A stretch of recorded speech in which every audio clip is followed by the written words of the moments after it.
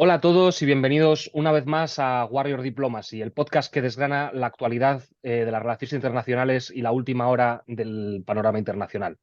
Hoy vamos a hablar de un tema que ya hemos tratado antes en este podcast, pero que en este momento está, creemos, de la mayor actualidad, que es el caso de Venezuela, y es que tras los últimos comicios, la autoridad electoral chavista ha declarado ganador a Nicolás Maduro, mientras la oposición denuncia un fraude y la comunidad internacional, incluyendo a muchos países con gobernantes de izquierdas, tanto latinoamericanos como de otras zonas, piden transparencia a Caracas, que dio como ganador al actual presidente cuando ni siquiera se había terminado de contar los votos y sigue manteniendo como ganador a Maduro a pesar de que todas las evidencias apuntan a una victoria de la oposición. El país y el planeta entero se mantienen aún a la espera de la publicación de las actas y mediante esta tensión hay acusaciones de la oposición de hackear los resultados y sobre todo hay muchas protestas en la calle con una gran represión que está habiendo por parte del régimen chavista hacia estas protestas que lo que piden es que haya un cambio democrático en Venezuela. En este episodio desglosamos los eventos que han llevado a esta situación crítica, analizamos las implicaciones de estas acusaciones y exploramos las reacciones tanto dentro como fuera de Venezuela, así como sus posibles bifurcaciones a futuro.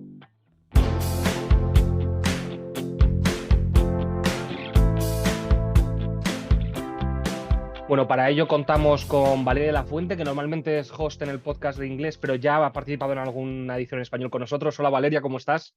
Hola, muy bien, muy contenta de participar en Warrior Diplomacy en español y encantada de hablar otra vez de Latinoamérica. La otra vez hablamos de El Salvador y ahora hablaremos de Venezuela.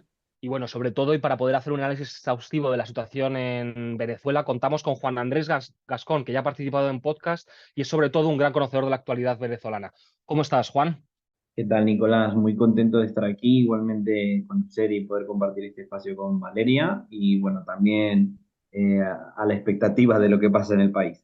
Bueno, por haceros un brevísimo resumen de la biografía de Juan Andrés, que tenemos la suerte de contar con él hoy.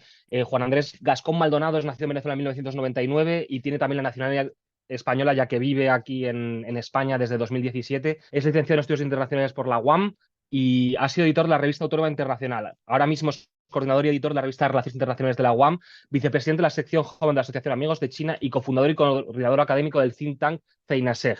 Dicho esto, nos preparamos ya para que nos acompañen en este viaje a través de unas elecciones más controvertidas de la historia reciente de Venezuela, lo que ya es decir. Y si algún oyente quiere más contexto al terminar este episodio, les dejaremos en las notas el enlace de ese primer episodio que hemos comentado que grabamos con Juan hace un par de años. Y bueno, ya sin más dilación, vamos a esta primera parte de este podcast en el que vamos a poner en contexto esas elecciones que hubo hace poco en Venezuela y a contar por qué fueron tan importantes.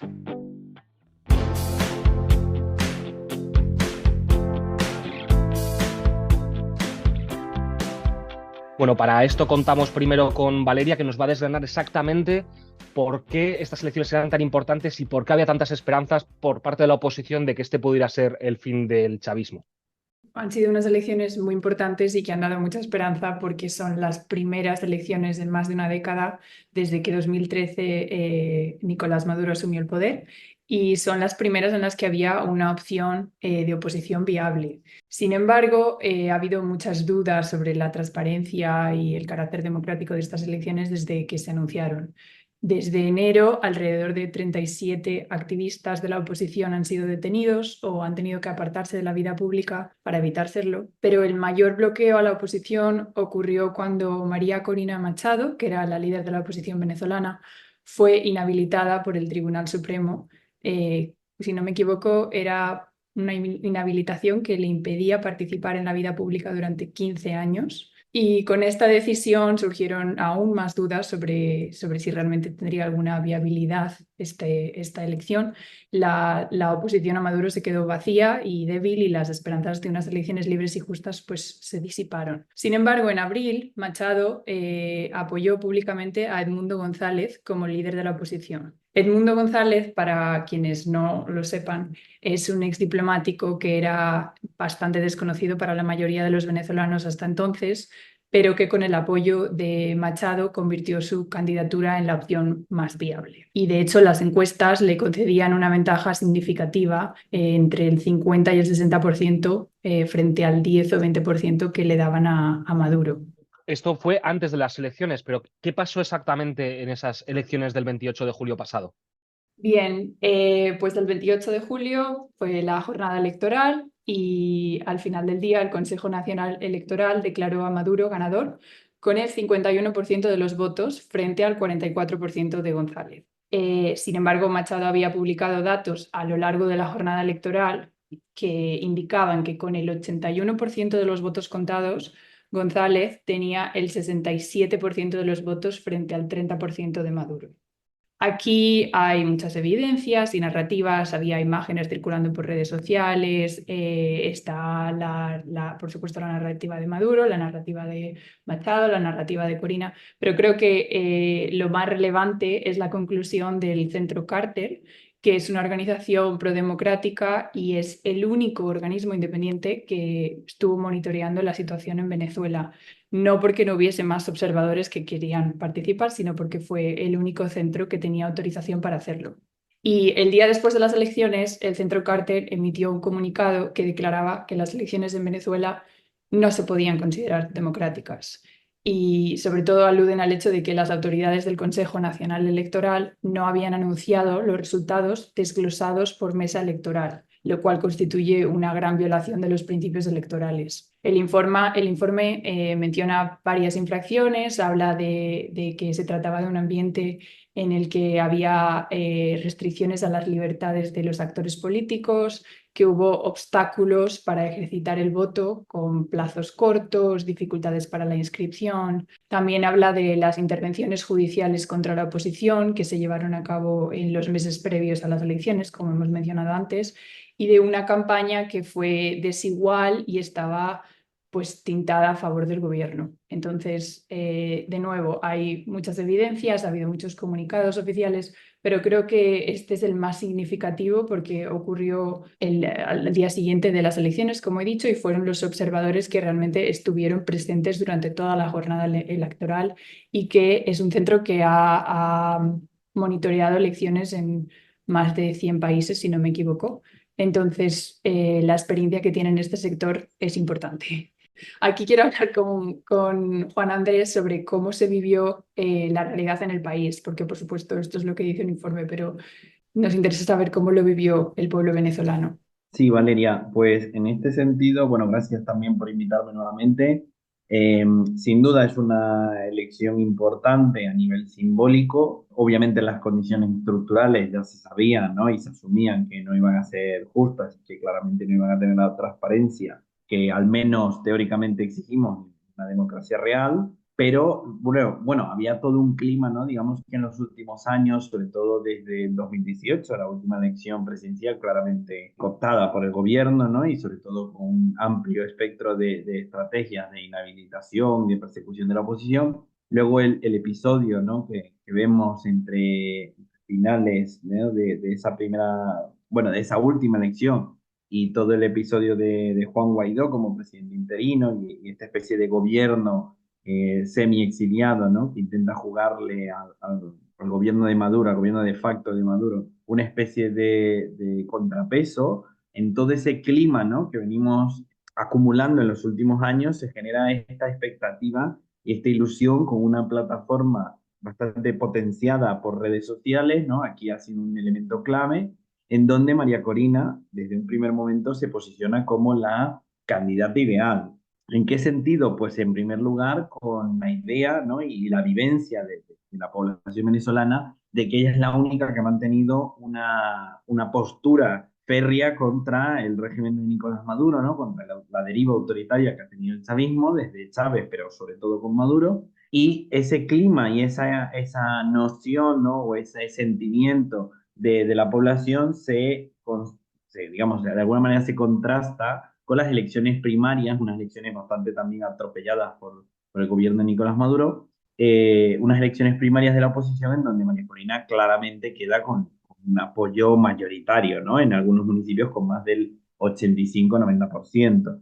A partir de ahí, bueno, ese clima que se va generando y esas expectativas que se va generando toma lugar el 28 de julio como una manifestación de rebeldía o de resistencia cívica, de resistencia civil por medio del voto, que en gran medida, ¿no?, choca con dos realidades, o sea, digamos que es un planteamiento que choca con una realidad. La primera, por supuesto, es la clara situación de desventaja institucional y política a la cual está sometida la oposición y concretamente María Corina Machado de cara a estas elecciones, pero luego además hay que agregar toda la estrategia de inhabilitación política que sufre Machado, no solo digamos que viene de lejos, ya en el 2015, cuando se evita que participe en las elecciones de la Asamblea Nacional y en las elecciones siguientes, sino también ahora como una estrategia de evitar que la cabeza sea la que respalde el movimiento, ¿no? Y obligar a la oposición a buscar otro candidato,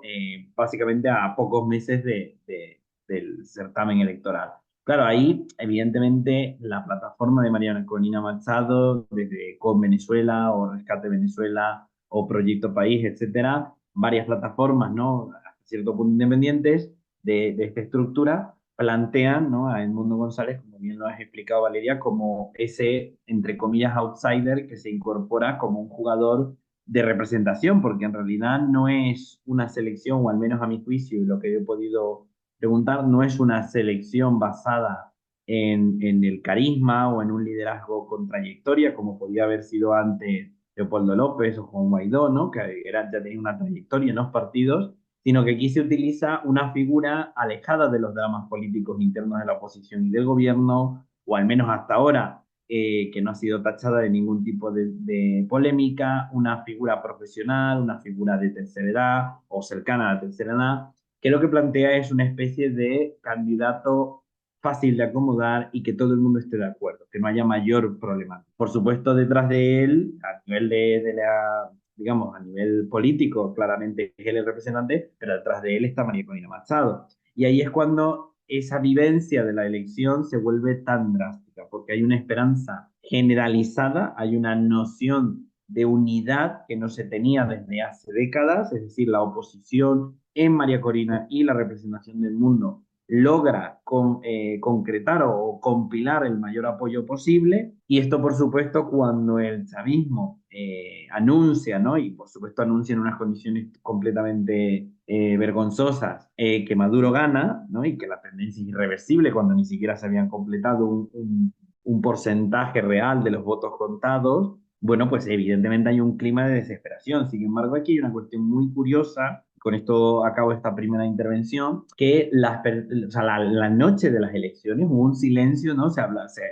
decía en redes casi de forma poética, ¿no? Hubo un silencio general que luego rompió en el alba con una salida masiva de manifestaciones y de movimientos civiles para protestar en contra del resultado, ¿no? Y con el anuncio de la estrategia en plena madrugada, pero luego ya el otro día, de María Corina y El Mundo, y a partir de ese momento los diferentes anuncios de María Corina y El Mundo hablando sobre esa obtención de las actas verídicas y de la clara victoria, ¿no?, de Edmundo González. Por supuesto, aquí es donde se abre el escenario que estamos viviendo ahora, en donde hay una vivencia de clara incertidumbre, de mucha represión, como ya venía adelantando Nicolás, y de claro desespero, ¿no?, por parte de todos los actores. Sin embargo, la narrativa, al menos que se intenta plantear desde la oposición, es que el plan sigue en marcha, ¿no?, y que las actas son un ingrediente clave y a ver qué otro escenario sale. En este sentido, y para continuar con el tema de las actas, para quien le interese entre los lectores, intentaremos poner el link en el podcast. Hay una página web que se llama Resultados con Venezuela. En realidad se escribe resultados con vzla.com, que es una web creada por la oposición en la que cualquier persona con curiosidad puede ir mirando hasta un 81, o sea, 24.532 actas digitalizadas, un trabajo que ha hecho la oposición, y puede ir mesa a mesa, de distrito a distrito, colegio a colegio, viendo los votos que ha habido para un candidato y para otro, y en este sentido deja pocas dudas sobre que ha sido la oposición la victoriosa en estas elecciones. El problema es que hasta que no haya actas oficiales, esto no deja de ser una página web que ha montado la oposición, que por supuesto parece totalmente verídica y que para cualquier persona con un poquito de interés en ciencias políticas que vea estas actas va a saber que esto es probablemente el resultado real de las elecciones, pero hasta que no haya actas oficiales, digamos, y eso es lo que está presionando la comunidad internacional, no va a poder, digamos, darse, yo creo, un paso definitivo para intentar apartar al chavismo. Vamos a hablar precisamente de ese rol de la comunidad internacional con un ojo especial a Latinoamérica en una segunda parte con la que empezamos ahora mismo, justo después de la música.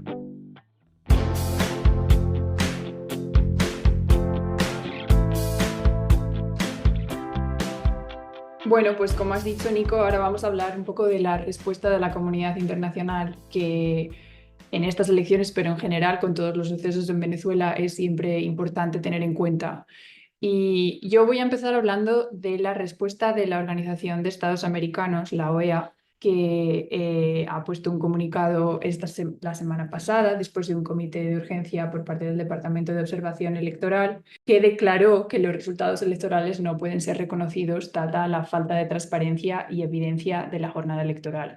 Bueno, supongo que no pilla a nadie por sorpresa, considerando las evidencias abrumadoras que hay sobre el fraude electoral, pero sí que es un informe bastante significativo. Es un informe de 23 páginas en el que hace referencia al hecho de que el CNE o el Consejo Electoral no proporcionó los detalles de las papeletas procesadas, que puso obstáculos a mecanismos de observación nacional e internacional, hace referencia a contradicciones entre los porcentajes anunciados y los ejercicios de verificación ciudadana, entre muchas otras cosas. Y aquí quiero destacar una de las referencias que hace, y es que el informe concluye que el régimen de Nicolás Maduro ha traicionado una vez más al pueblo venezolano, declarando que respeta la voluntad popular, mientras hace todo lo posible por manipularla y desconocerla. Y con esto te quería preguntar a ti, Nico, ¿cuáles han sido las respuestas más individuales por parte de los distintos líderes de Iberoamérica? Y sobre todo, creo que nos interesan los líderes de izquierdas que quizás se han posicionado más a favor de Maduro en el pasado y que ahora mismo pues, se están desmarcando. Sí, efectivamente, ha habido, bueno, de hecho hay presidentes de diferentes países latinoamericanos que ya desde el primer día han estado pidiendo al régimen venezolano que publique las actas, ya que tienen muchas dudas sobre los resultados que ha hecho públicos Maduro o que ha hecho oficiales el Centro Nacional Electoral. Entre ellos está Gustavo Petro, que dijo que hay graves dudas sobre estos resultados, también el presidente chileno, Gabriel Boric, o el presidente brasileño, Lula da Silva, personas que en el pasado fueron aliados del chavismo, incluso otros aliados que ya no están en el poder, como Cristina Fernández de Kirchner, han estado pidiendo, creo que fue ayer mismo, que se publiquen esas actas para poder creer de verdad en lo que Maduro está diciendo de que ganó las elecciones. Más allá de Latinoamérica, y ahora iremos con ese tema porque creo que es especialmente interesante el hecho de que este tipo de líderes que en el pasado habían apoyado al chavismo ahora están teniendo muchas dudas, es importante también destacar las reacciones de, digamos, dos colosos de las relaciones internacionales como son Estados Unidos y la Unión Europea. Por un lado, Estados Unidos ha reconocido directamente al representante de la oposición, Edmundo González, como el ganador de las elecciones en Venezuela. El secretario de Estado, Anthony Blinken, ha dado un paso más allá diciendo que las pruebas abrumadoras demuestran que González logró la mayoría de los votos. También la Unión Europea, esta misma mañana, de hecho, ha hecho un comunicado conjunto transversal en el que estaban representados gobiernos de todos los colores en la Unión Europea, que el Consejo Nacional Electoral de Venezuela que publique las actas oficiales, ya que sin pruebas que los respaldes, los resultados no pueden ser reconocidos. Un comunicado que, por supuesto, Maduro ha calificado de vergüenza, pero que da una pista de hasta dónde está llegando la presión que hay contra Maduro. ¿Apoyos que tenga el presidente venezolano, el todavía presidente venezolano? Pues podríamos decir que son un poco el de los sospechosos habituales, ¿no? Serían países como Honduras, China, Rusia, Irán, Cuba, Nicaragua, también Bolivia, que han reconocido la reelección de esta persona y que han dicho que los resultados que han sido dados por el Centro Nacional Electoral les valen y que consideran que Maduro es el legítimo presidente de Venezuela, incluso sin publicación de las actas. Pero volviendo al primer punto que había comentado, que es el de estos antiguos aliados que no tanto hayan dado la espalda a Maduro como que han puesto en cuarentena cualquier cosa que haya dicho sobre los resultados electorales, te quería preguntar, Juan Andrés, ¿cómo de relevante crees que es este cambio, digamos, discursivo que ha habido en países como Colombia, como Brasil, como México, en el caso de AMLO, que no lo hemos comentado, que también ha puesto en duda estos resultados? ¿Crees que este tipo de reticencia a conceder la victoria es algo significativo que puede tener repercusiones a nivel nacional en Venezuela? Sí, bueno, eso es un debate grande que se está desarrollando, sobre todo porque no sabemos qué tipo de negociación hay detrás. Hay una posición clara, ¿no? De potencias como China y Rusia, que tienen una aproximación puramente pragmática, que no hay un interés o que es difícil descifrar que haya un interés ideológico o de afinidad ideológica muy claro, sino más bien de intereses materiales de posicionamiento en la región, pues claramente con el caso de China, siendo Venezuela el país más endeudado de la región, o el caso de Rusia como un pivote, ¿no? Estratégico para Rusia en la región, ¿no? Y que depende mucho más en este caso que el de China, depende de la continuidad de Maduro en el poder. Ahora, casos como los de Cuba y Nicaragua, bueno, son casos esperables, es decir, hay una lógica de reciprocidad en torno a que los tres son regímenes autoritarios o que han optado, ¿no? En diferentes ocasiones a lo largo de su trayectoria política por una represión generalizada y bueno, por supuesto no se van a echar tierra en su propio tejado. Ahora, el cambio particular y el por el cual se da el debate, ¿no? Entra en esta línea de, vale, en una situación como la actual y sobre todo en un primer escenario donde ya Maduro anuncia que ha ganado, es decir, el gobierno anuncia que continúan en el poder con todas las irregularidades encima y que luego empiece una represión generalizada de la oposición y de los manifestantes, en este caso una gran mayoría civil que protestaba de forma pacífica. Bueno, por supuesto aquí, según como lo queramos ver, es positivo o negativo, es decir, que Colombia y Brasil fueran de los primeros en los últimos meses presionar simbólicamente al gobierno en que las elecciones tenían que darse con la mayor transparencia posible y que mantuviesen una posición de cautela. Bueno, podríamos verlo como algo positivo y una muestra de un claro debilitamiento, ¿no? Y aislamiento del gobierno chavista de Nicolás Maduro frente a la región. Ahora, por otro lado, ¿no? Incluso si sumamos la intervención de Cristina Fernández de Kirchner el día de ayer, si mal no me equivoco, lo que vemos también es una posición un tanto endeble, porque si saben que hay irregularidades, si se sabe con quién se está tratando, ¿de qué te sirve que Nicolás Maduro ponga las actas? Y a una semana, cuando ya se ha caducado, por así decirlo, el periodo establecido o el periodo reglamentario para publicar las actas, bueno, ¿de qué sirve presionar por eso, no? Aquí incluso la posición de la Unión Europea ha sido un tanto más endeble que en otras ocasiones, ¿no? Por ejemplo, como la del 2013, la del 2018 o concretamente el periodo más, digamos, de mayores protestas entre el 2014 y 2017, ¿no? Con todo el tema de la Asamblea Nacional, donde la Unión Europea sí ejerció una presión relativamente mucho mayor. Entonces, creo que otro caso paradigmático que llama la atención es el caso de México, porque la candidata ya elegida, Claudia Sheinbaum, había planteado que, bueno, en la línea de Colombia y Brasil estaban esperando las actas, estaban atentos a las irregularidades, llamaban a la calma y a evitar la violencia, pero luego sale Andrés Manuel López Obrador, ¿no? Sale AMLO hablando a nivel nacional de que fue un proceso electoral normal y que cuestionar el resultado implica violar el principio de no injerencia, cuando eso, digamos que hay que agarrarlo con pinzas, a tomarlo con pinzas, porque en realidad cuando hay una represión y violación de derechos humanos, según la propia Carta Interamericana, ¿no? La Carta Democrática Interamericana que tiene la OEA, el artículo 3 implica al resto de la comunidad internacional, en este caso a la comunidad americana, a ejercer algún tipo de responsabilidad con respecto a ese gobierno o a esa situación interna que se está yendo de las manos. Entonces, la posición aquí de México ha sido no solo contradictoria, sino bastante negativa, un tanto inesperada que sea México o que sea concretamente AMLO el que plantea esta narrativa frente a un Petro o a un Lula, que son, digamos, aliados que podríamos considerar más tradicionales del régimen, y no han, o sea, se han mantenido un poco al margen, ¿no? Yo creo que aquí hay que destacar dos puntos. El primero, que esta es una elección en donde el factor doméstico tiene un peso muchísimo mayor, tanto discursiva como materialmente, es decir, en otras ocasiones toda la narrativa y la amenaza material de las sanciones tenía un peso bastante considerable, sobre todo pensando en, por ejemplo, organizar una rebelión desde el exilio, organizar un gobierno desde el exilio de la oposición, organizar la diáspora, mantener una presión sostenida durante bastante tiempo, como el caso del apoyo de Estados Unidos. Sin embargo, en esta elección no se está jugando principalmente a eso, o al menos yo no veo indicios en donde el sistema internacional esté realmente tomando un papel protagónico de estas elecciones. No, creo que ahora, en este primer punto, lo que estamos viendo es que el factor doméstico es clave. ¿Y a qué me refiero con factor doméstico?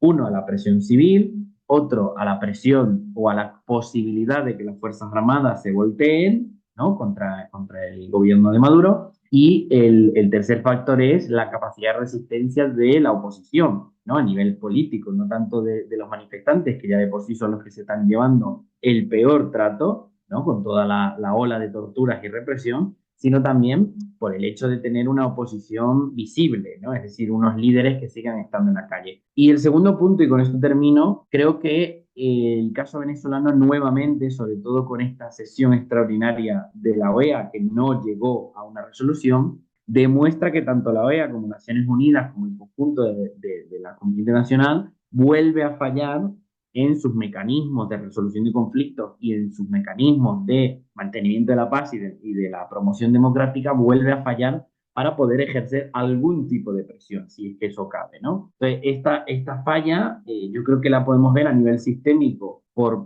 el deterioro o los obstáculos que está afrontando ahora el orden liberal a nivel internacional, pero concretamente en América y con Venezuela refleja una incapacidad de reacción muy grande. Porque hay que recordar una cosa, no es solo la represión y vulneración de derechos que ya de por sí se ejerce en Venezuela, que es gravísima y que es mucho más de la que conocemos, es decir, si ya ahora es mala, imagínense si sale toda la información, sino también el problema migratorio que puede ocasionar nuevamente. Ya son 7 millones de personas, bueno, más de 7 millones de personas fuera del país que han tenido que salir por la gestión nefasta del gobierno. Ahora imaginemos si Maduro logra, ¿no? Como uno de los escenarios, imponerse y el gobierno se mantiene, ¿qué tipo de empuje migratorio puede y de crisis migratoria puede llegar a tener, ¿no? En este caso, creo que muchos países como Brasil y Colombia han intentado ser cautelosos precisamente porque son los primeros que se comerían esa crisis, sino también porque, bueno, defender esto es cada vez más difícil, ¿no? Y no por ello deja de ser simbólico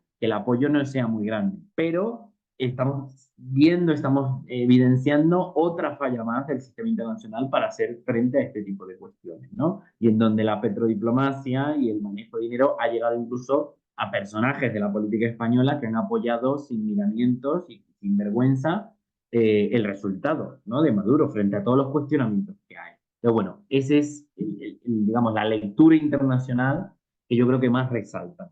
A este respecto, Juan, y antes de que pasemos a toda esa parte interna que has comentado, que yo creo que va a ser clave, pero que preferimos desgranar en el tercer bloque, te quería preguntar cuánto ha podido influir en esa respuesta, digamos, tibia que ha podido dar Europa y que también están manteniendo, o esa posición dudosa que están manteniendo algunos aliados o ex aliados regionales del chavismo, la experiencia Guaidó, el hecho de que el previo apoyo a Juan Guaidó como presidente interino y su legitimación a nivel político, que no realista, porque la mayoría de los países que reconocieron a Guaidó siguieron manteniendo su embajada en Venezuela y, por tanto, manteniendo relaciones de facto con el chavismo. A lo que voy es cuánto ha influido esta experiencia, digamos, fallida con Juan Guaidó a la hora de que ciertos países o ciertas organizaciones, como es la Unión Europea, hayan decidido afrontar esta situación con mayor cautela, a pesar de que las evidencias de fraude y el hecho de que el chavismo ha dado un paso más en esa deriva autoritaria sean mayores que en ningún otro momento.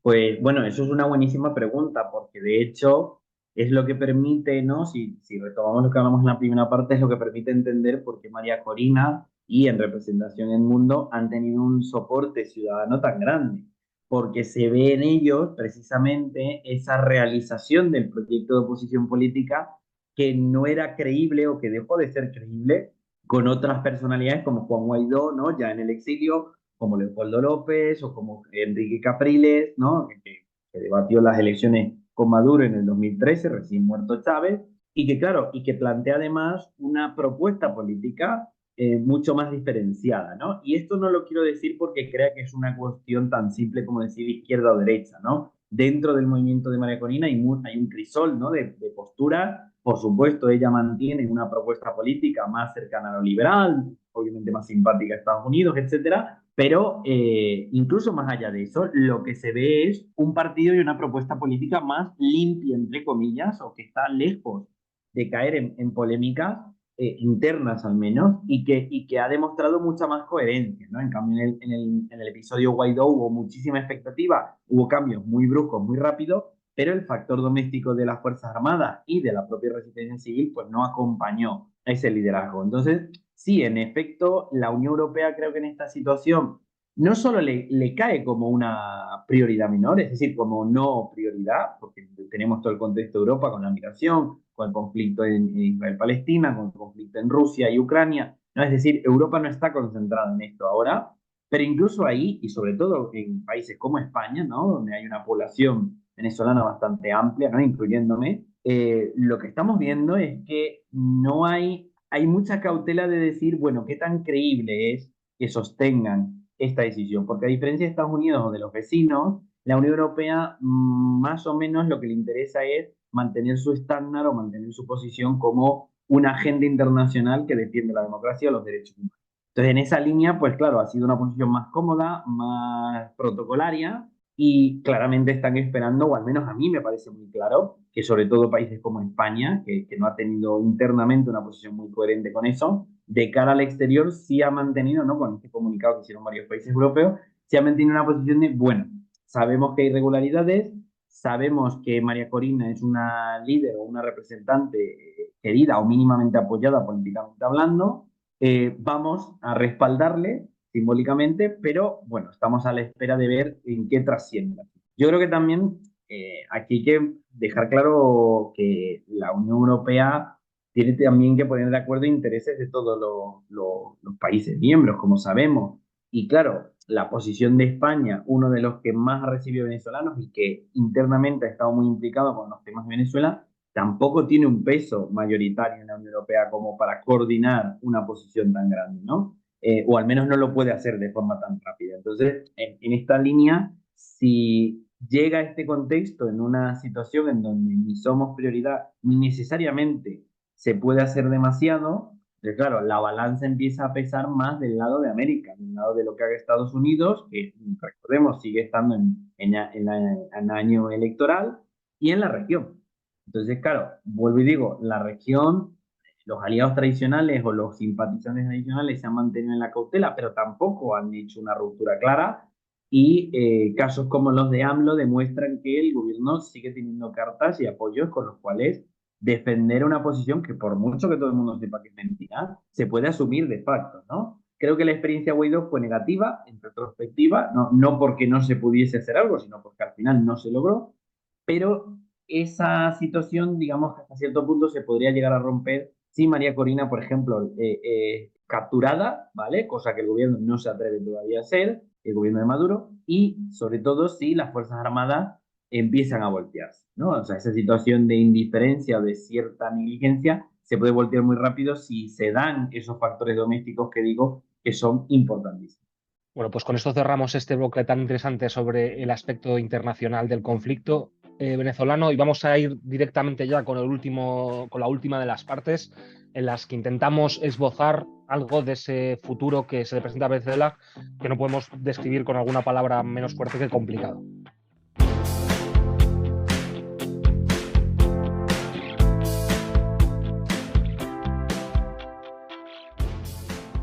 Hemos hablado ya de lo que ha ocurrido en las elecciones, de las respuestas internacionales y un poco de qué le espera al pueblo venezolano a partir de ahora.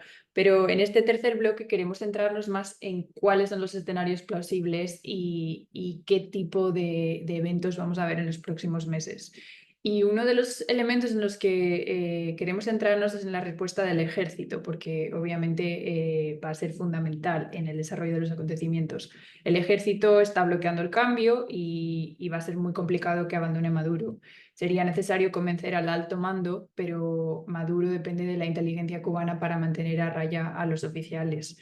Y por otra parte, la oposición debería o podría esforzarse por demostrar con detalles irrefutables que las elecciones fueron robadas y con eso conseguir apoyos por parte del ejército. También, por otra parte, hay muchos soldados rasos que al final comparten las penurias del pueblo venezolano y que no son necesariamente leales al régimen, pero de ahí a que veamos un apoyo o al menos que no lo bloqueen por parte del ejército, pues tendrían que pasar muchas cosas. Entonces, aquí, Juan Andrés, te quiero preguntar, ¿crees que este sería un escenario plausible o qué crees que es lo que falta para que el ejército, o al menos partes del ejército, podrían permitir este cambio? Bien, Valeria, gracias. Sí, a ver, el factor de las Fuerzas Armadas o del conjunto, ¿no? De los cuerpos de seguridad del Estado en Venezuela son o sea, participación es un elemento clave y ellos como agentes, como actores políticos o de incidencia política, es decir, son parte del Estado, pero claramente tienen un factor de representación y de movilidad, ¿no? Y agencia política, termina siendo fundamental, ¿no? Para todo este contexto. De los tres escenarios que había con estas elecciones, el optimista, que claramente se derrumba con el resultado, ¿no? Y cómo se roban, como se dice en redes sociales, las elecciones, quedarían entonces dos escenarios, ¿no? En donde ya una transición ordenada, relativamente pacífica y con una amnistía que incluso permitiese al chavismo mantenerse como una opción política, ahora ya se desmorona y pasa a estos dos escenarios que comento, en donde las Fuerzas Armadas son tan importantes, ¿no? Incluso podríamos decir de lo más importante. El escenario moderado es que en medio de este contexto de represión generalizada a la oposición, en donde prácticamente el chavismo ya no le importa quedarse aislado o no tienen los mismos reparos para poder reprimir y controlar la situación sin necesidad por ende, tener que doblegarse a presiones externas, en este escenario la ruptura solo puede venir, o al menos desde mi punto de vista solo podría venir, desde un llamamiento a las Fuerzas Armadas que se incorporen y especialmente se volteen contra el gobierno del lado de las tropas y suboficiales. Es decir, el alto mando militar está desde hace décadas muy vinculado al gobierno, muy vinculado a las redes clientelares y a la corrupción generalizada que tiene el chavismo, y por supuesto los que pasan penurias o los que en peor situación están son las tropas de a pie, ¿no? Del ejército, de la aviación, de la armada, tropas que, al igual que la Guardia Nacional, no están bien pretechadas, no tienen un mantenimiento estandarizado, no tienen tampoco una situación digna en cuanto a su posición en el país, porque recordemos que la noción general o el sentimiento general de la población es de rechazo, más allá de que, por supuesto, haya un llamamiento de colaboración, pero en esta situación, tanto en el ámbito moderado como en el ámbito pesimista, o sea, perdón, ámbito no, tanto en el escenario moderado como pesimista, son estos actores dentro del ejército, es decir, las tropas de a pie y los suboficiales, los que podrían llegar a romper con la hegemonía militar y de fuerza del chavismo. Sobre todo porque ese fue uno de los intentos parcialmente logrados con el episodio de Juan Guaidó y la salida de Leopoldo López, donde parte minoritaria, pero aún así visible, de las Fuerzas Armadas se rebeló o colaboró con esta propuesta de oposición, y con los episodios que hemos venido observando y que han pasado muy desapercibidos a raíz de la censura de gobierno desde 2017 y 2018, donde varios agentes, sobre todo retirados, pero algunos como Óscar Pérez o algunos miembros de la aviación o de la armada, incluso del ejército, se habían puesto en contra, ¿no? Incluso generando algún tipo de levantamiento del gobierno. Ahí entra, ¿no?, ese factor que habías dicho muy bien, Valeria, de la inteligencia cubana, de la injerencia de otros países a favor del gobierno. Últimamente se ha hablado mucho que para las elecciones se participó, o sea, se vio la participación de agentes chinos. Yo creo que más que agentes chinos, en un sentido explícito de China está apoyando esto, yo creo que lo que hay que entender es que son un personal auxiliar que el gobierno pues ha contratado o ha buscado su disposición para mantener, ¿no?, el control de la situación. Pero los que sí están siendo un agente clave son los mercenarios y los contingentes que ya se ha probado en muchas protestas que vienen de otros países como Cuba, Nicaragua o etcétera, a reprimir a la población. No son necesariamente todos venezolanos. Y uno de los elementos que precisamente puede impulsar una ruptura es que si Maduro, que ya lo ha anunciado un par de veces esta semana o en estos últimos días, militariza el país, ¿no?, o ejerce algún tipo de estado de excepción o un toque de queda por medios militares, el problema que va a tener es que ahí el ejército venezolano está reprimiendo a los venezolanos. Y eso es un elemento de moral y de movilidad como agente político que de repente puede, irónicamente, romper con el status quo, ¿no? Porque las tropas no van a responder necesariamente igual que la Guardia Nacional y que estos contingentes extranjeros, ¿no? Sobre todo porque tampoco ha escalado la violencia, pese a que es muchísima, sobre todo a nivel represivo, pero a nivel confrontativo no ha escalado todavía. Y aquí termino con esto último que dije, planteando que la forma en cómo podemos ver si escala o no, no de que haya violencia o no, porque violencia hay, sobre todo contra los civiles, pero la forma en que escale a un nivel más confrontativo que puede obligar al gobierno a sacar al ejército es la incorporación plena de las bandas paramilitares, de las bandas criminales, de los grupos armados insurgentes, o que no necesariamente son insurgentes, pero que tienen una capacidad de reacción bélica evidente y que estos se incorporen realmente al conflicto o a la resistencia, porque recordemos una cosa, la mayor parte de la resistencia civil ha sido pacífica y aquellos que han respondido usualmente lo han hecho porque de por sí la Guardia Nacional y la policía han reprimido a las manifestaciones. Ahora, cuando estos cuerpos del ejército entraron en zonas anteriormente de apoyo chavista, pero que se ha ido desmoronando y que se han convertido en una especie de tierra nullis, ¿no? En donde todo el mundo está en una pugna por controlarla, ahí las bandas paramilitares o los grupos criminales armados empiezan ya a enfrentarse al gobierno. Y esto viene ya desde hace años, lo que pasa es que ha pasado muy desapercibido. Y es que el gobierno que armó a gran parte de estas bandas ahora ha perdido el control, ¿no? Ese monopolio legítimo de la violencia con respecto a estos actores. Entonces, en definitiva, las tropas siguen siendo un factor clave. No se puede hablar de una transición si no hay un brazo de fuerza. Y luego son un factor clave también porque son las únicas que pueden obligar a que una u otra parte ceda, ¿no? Por ejemplo, en el ámbito de una amnistía o en el ámbito de las condiciones de la transición, por ejemplo, en la continuidad política del chavismo.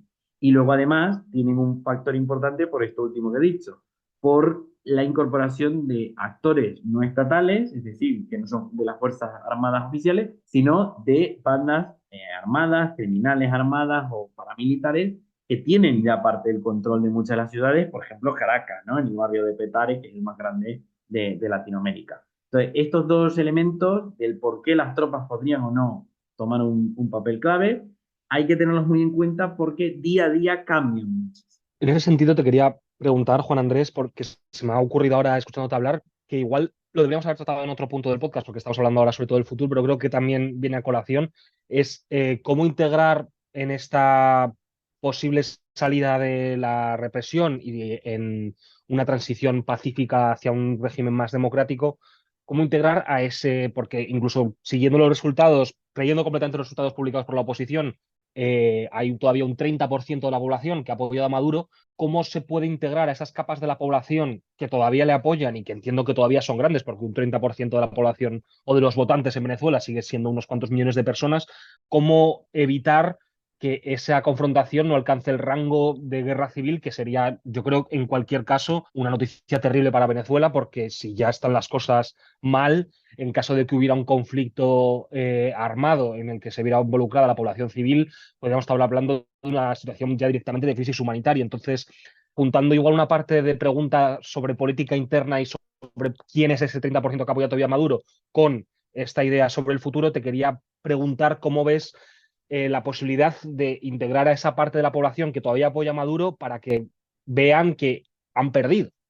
Sí, es muy buena pregunta. Aquí, para no extenderme mucho, te diría que lo primero que hay que tomar en cuenta es que más allá de la trampa evidente que han hecho y que vienen haciendo, ¿no? El gobierno y que es demostrada, ¿no? Por todas las estrategias digamos, asuntos políticos, ¿no? Que han ido desarrollando, lo que está claro es que parte de ese apoyo, ¿no? Si hablamos en torno a un 25-30%, hay que tener muy en cuenta que parte de ese apoyo es obligado, ¿no? Y esto no es que sea una obviedad, porque muchas veces no se conoce o no tenemos a ciencia cierta el dato de cuántos funcionarios están siendo obligados o no. A mí me consta, porque conozco a varios que forman parte, ya sea auxiliar o técnica, o incluso directamente miembros de aparato público, y con todo lo que hemos visto, ¿no? Y a los oyentes que quieran averiguarlo, de las listas de 1 por 10 o 1 por 5, lo que se buscaba es que un funcionario intentase sacar 10 apoyos o al menos 5 apoyos, ¿no? Como decía Diosdado Cabello desde la Asamblea Nacional y desde sus programas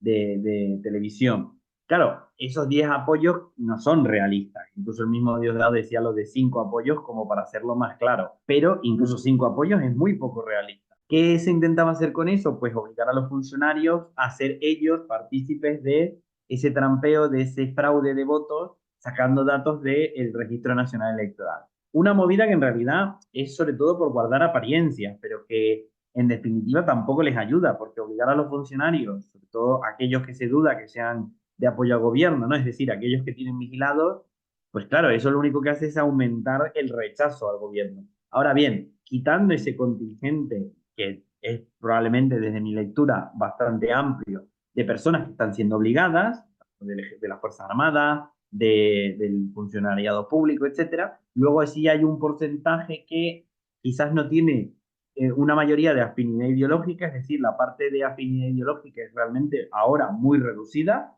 y esto lo podemos ver con, por ejemplo, el rechazo que ha tenido el Partido Comunista o que han tenido anteriores líderes o teóricos del chavismo a lo que ha derivado Maduro, pero incluso quitando la parte de incidencia, hay un apoyo que es plenamente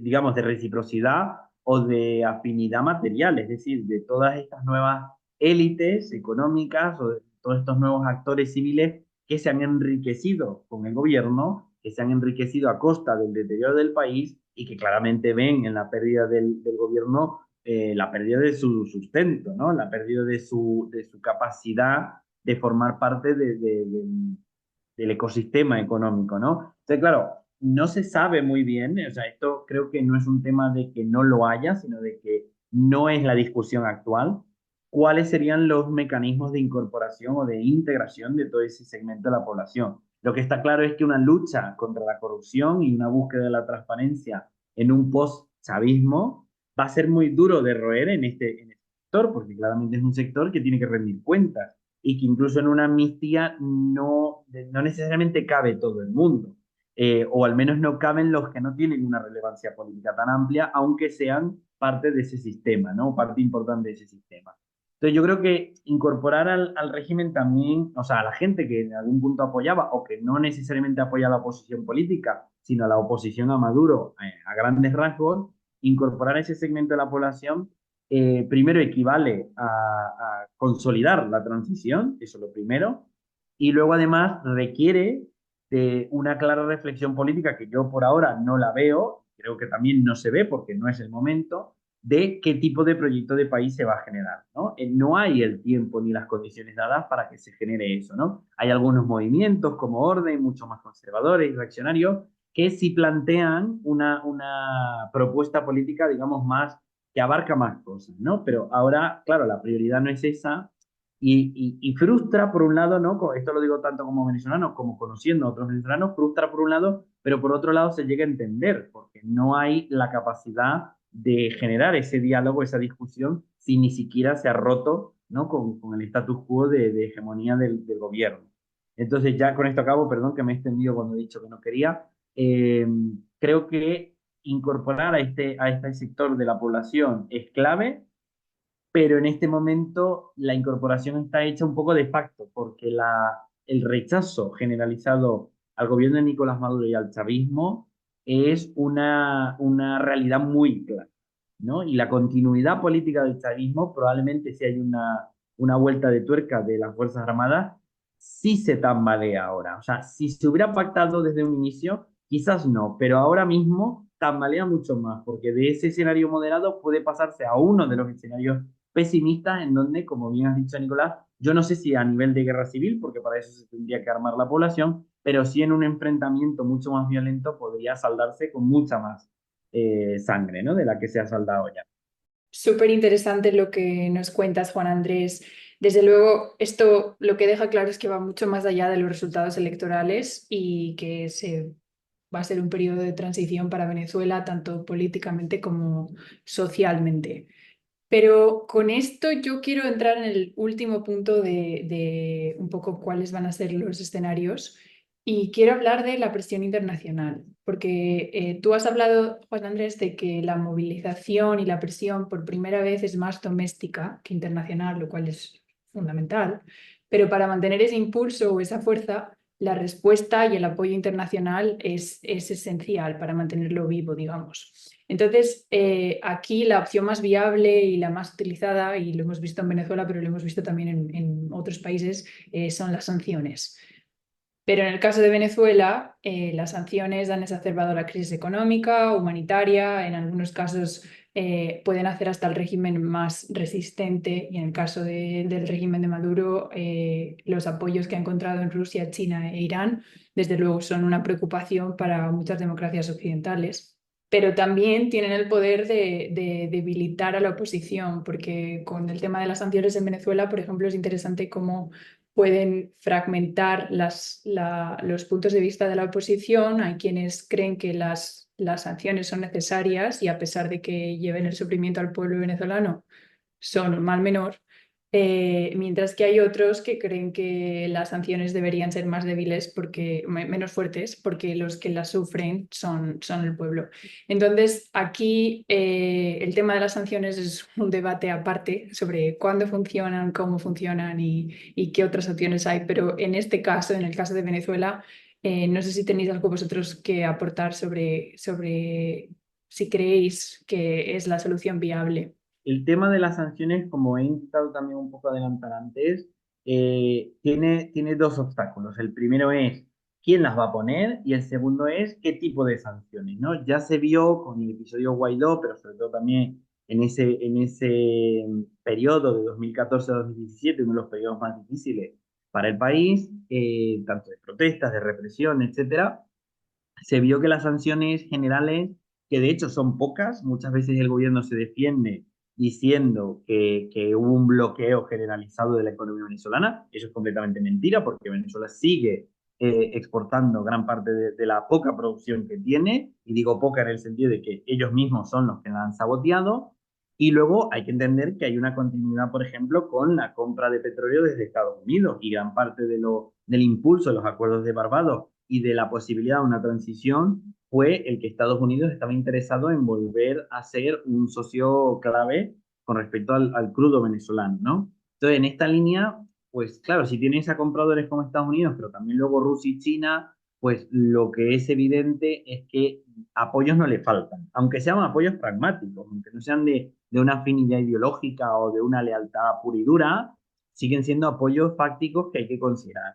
Entonces, en este caso, las sanciones que se han intentado incorporar, sobre todo ya a partir de 2019, pero digamos, especialmente con el periodo de Donald Trump, aunque no fue él el primero que las puso, fueron las sanciones inteligentes, ¿no? A estos jerarcas del gobierno que tienen activos fuera. Y que ese es otro punto clave, curioso, del por qué se puede llegar a una transición, porque prácticamente lo que se habla es que, mira, o sea, la oposición lo que le podría llegar a plantear, o que parte de lo que le podría estar planteando ahora es, mira, tú tienes tu dinero, tú tienes tus reales, como decimos nosotros, allá afuera, llévate eso, nadie te va a meter preso, pero sal de aquí, ¿no? Da el paso a la transición.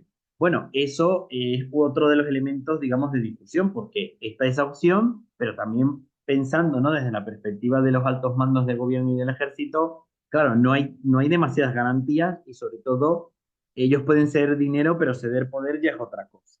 Entonces, las sanciones tienen esos dos obstáculos. No creo que ahora se vaya, o al menos no hay suficiente evidencia para pensar que van a haber sanciones contundentes.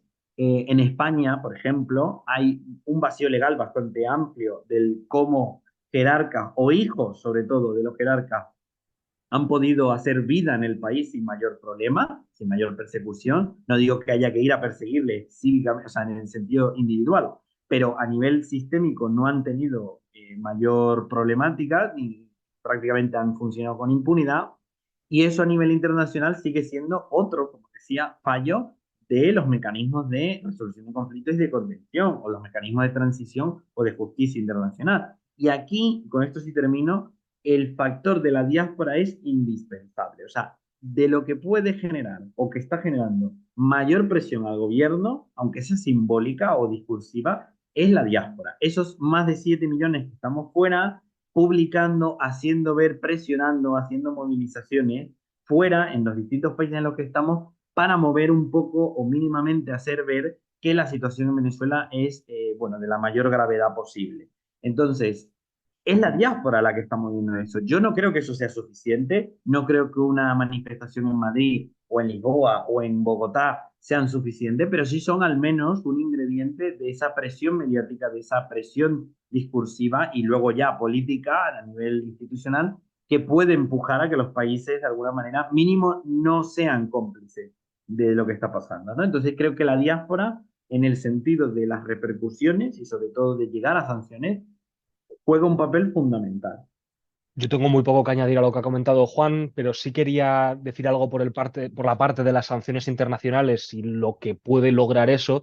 Y es que creo que vivimos justo en una mala época para los que creen que las sanciones internacionales y la acción de la comunidad internacional unida puede causar cambios decisivos, porque como creo que se ha visto por desgracia tanto en el caso de Rusia y Ucrania, con las sanciones bastante duras económicas que ha habido a Rusia, oligarcas rusos, que eso no ha frenado a Rusia en el campo de guerra en Ucrania y que por ahora en ese sentido no parece que esté cambiando mucho los esfuerzos militares de Putin, tanto como la idea de que una persecución penal de la Corte Penal Internacional, como se está viendo por el lado de Israel, con la denuncia de Sudáfrica, que luego han apoyado más países, pueda causar algún tipo de cambio que no se está produciendo en Israel, en el caso de los bombardeos continuos a Gaza y el conflicto que está habiendo en esa zona del mundo.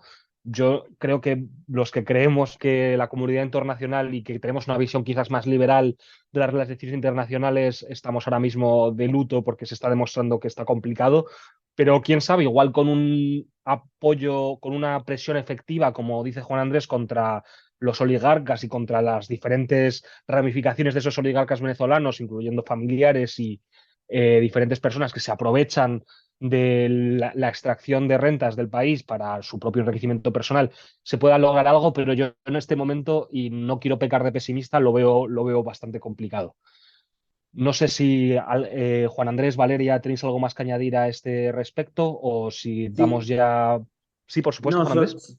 solo añadirte, o sea, solo agregar en base a la reflexión que creo que es muy, muy pertinente que has dado, es que el gobierno de Nicolás Maduro, o sea, todo el aparato chavista, especialmente los altos cargos, tal, ya han sobrevivido tandas digamos, rondas de sanciones en los últimos años, más una pandemia, más varios levantamientos, intentos de levantamiento militar, aunque sean muy reducidos. Entonces, estamos hablando ya de un gobierno que, para bien, bueno, para bien no, pero para mal ya sabe aguantar este tipo de cosas. Entonces, aquí yo creo que el escenario es presionar, por supuesto, movilizar y difundir, por supuesto, pero como todo eso no es suficiente, vuelvo y digo, el factor doméstico de una transición pactada es lo que creo y a lo que sí le tengo mayor optimismo, es lo que se está generando ahora y es lo que sí puede llegar a hacer un cambio, ¿no? Es decir, los votos solo eran un instrumento, desde mi punto de vista, para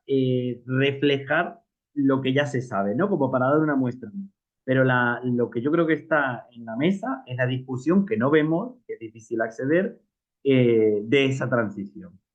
Bueno, muchísimas gracias, Juan Andrés. Ha sido un episodio súper interesante. Conoces la realidad de primera mano y es de lo más interesante hablar sobre todo de este último bloque y de qué le espera al futuro de Venezuela. Así que muchísimas gracias por unirte a Warrior Diplomacy para este episodio. Y Nico, un placer grabar contigo un segundo episodio también. Lo mismo digo, Valeria, la verdad es que ha estado muy bien y nada, le deseamos a nuestros oyentes que disfruten también de este episodio y les recordamos como siempre que bueno, que despierten al Warrior que llevan dentro.